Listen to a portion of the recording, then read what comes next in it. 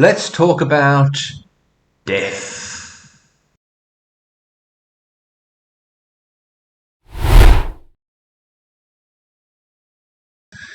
The subject of death is one of the great remaining social taboos. We struggle to even say the words death, dead, died. To soften the blow, we can't say, sorry that your wife died. We have to say, sorry that your wife passed away, or some similar euphemism. We struggle to talk about the death of someone we're close to.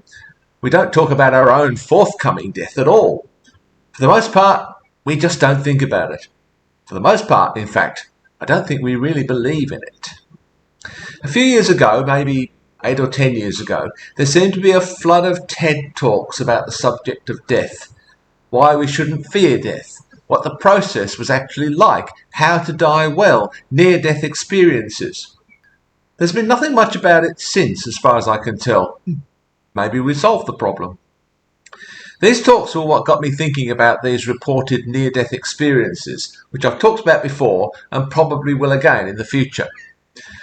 Whatever we might think about the authenticity of these experiences, the eagerness with which people latch on to this idea, whether they've had some such experience themselves or only heard accounts of them, indicates how keen we are to find some way of getting around death.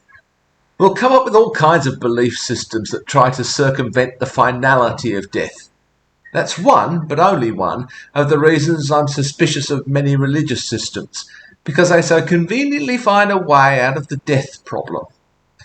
Mind you, sometimes I think they make it worse and cause people to be even more terrified of death. But that's another story.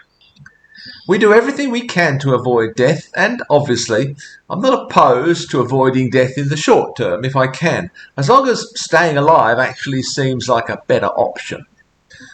But we go to extremes. Not only do we seek all kinds of belief systems to deny it, but we try to cure it.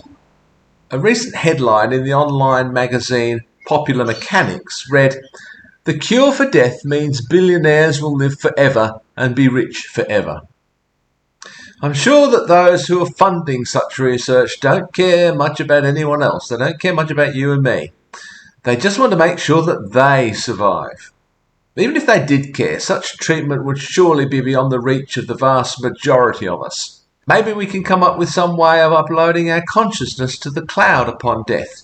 But, again, only for the wealthy. See the Amazon Prime TV show Upload.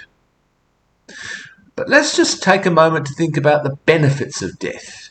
Yes, death has its positive side. First of all, without death, evolution would not occur, or at least it would proceed at a ridiculously slow pace. Of course, I'm not just talking about human death here. Death is part of the process by which the natural world has led to us and all the other plant and animal species in the world, through the process of natural selection. We've inherited this dying thing as part of the animal kingdom. If not for death, we wouldn't be here. If not for death, we'd quickly overrun this planet and exhaust its resources, assuming we continued to produce offspring, that is.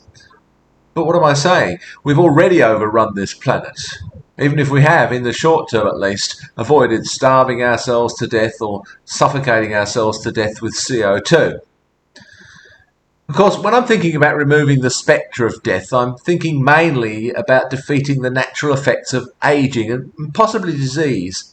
There'll still be accidents, and we can still presumably die of starvation, suffocation, or being roasted alive on a hothouse planet. We've overrun the planet partly because we have in fact succeeded in prolonging life and postponing death. We almost certainly would have done that anyway without this prolonging of life. As soon as we discovered our agriculture, it would probably just have taken longer, that's all. The third benefit of death is somewhat less clear-cut. By dying, I make way for someone else. As we get older, in general, we become less productive and less creative, less imaginative. In general. We stagnate, basically. We need new people to generate new ideas. Now, this doesn't necessarily require death for it to happen. We could just step aside and let younger people take over. But that's not what's happening, is it? Instead, we older folk are being required to work longer and longer as life is prolonged more and more. And we don't seem all that keen to give up our position anyway. And we have, for instance, the ridiculous situation in the USA where two octogenarians are vying to lead the country. Yes, I know Trump is only 78 or will be in a few weeks' time, but he would still be in his 80s for part of his potential second presidency.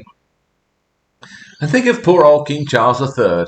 He had to wait until he was 73 years old before he could become king, the oldest person in history to ascend the British throne. Yeah, I know, who cares, right? William might not have to wait as long. Again, okay, who cares? There are, or soon will be, too many of us older folk for the younger generations to support. You've probably seen those graphic representations of the structure of population in terms of age. On the left, my left, is the population structure in which younger people outnumber older people. This was the structure of the population of the world and most individual countries until quite recently. There were enough younger people to sustain the upper regions of the population. Now, though, we're moving towards this structure. Many countries are already at this point. Australia's been there for quite some time, and others are well on their way there. This is one area in which migration can be helpful. In Australia, we have clearly an ageing population, and there aren't enough younger people available in the workforce to pay for this. By importing younger people from countries which still have the older pyramid structure, we can partly address this issue. So, dying's pretty helpful in the long term and looking at the big picture. But sure, it still sucks at the individual level. But I suspect it sucks more for those who are left behind than for those who die, depending, I guess, what you think comes after death. I assume that's nothing, but others have different views. Those left behind lose someone they love. Those who die just die. I think most people are more afraid of getting old than of dying per se, or perhaps more accurately, of being dead. Again, depending what you think comes next. I think most people, maybe I'm wrong, but I think most people don't relish the idea of struggling on for another 20 years with one chronic illness after another. But I suspect we wouldn't complain if our health remained pretty good. Our fear of the actual process of dying is exacerbated by the fact that we've chosen to hide this away from society, so that many people don't have much experience of death until their own turn comes.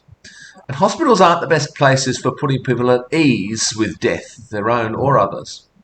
Hospices are a great advancement, the less hospitally the better, and dying at home is a great idea if practicable and if that's what the person wants. But even if we remain healthy, I wonder if the time comes when we just become tired of life. I can't imagine living forever. There's no version of the afterlife that appeals to me. Not one that goes on forever, anyway.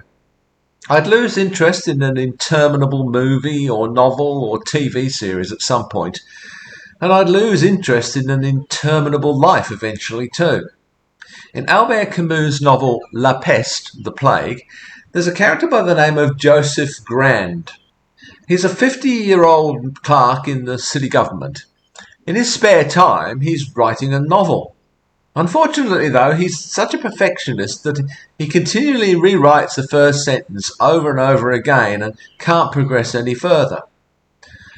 To my mind, there's something of Sisyphus in this character, the figure from Greek mythology who's condemned to push this boulder up a hill only to watch it roll down again and have to begin the process again the next day. Indeed, Camus wrote quite a bit about Sisyphus. He becomes the symbol for the absurdity of life, having to repeatedly carry out these useless daily tasks. But Camus also argues that it's possible for Sisyphus to acknowledge and embrace the futility of his task and in this way make it somewhat less burdensome. The great joys of existentialism. Of course, this kind of fatalism is very dangerous. Consider the condition of slavery. Somehow freedom comes from acknowledging and embracing the burden of slavery rather than from actually breaking the chains. But I digress yet again.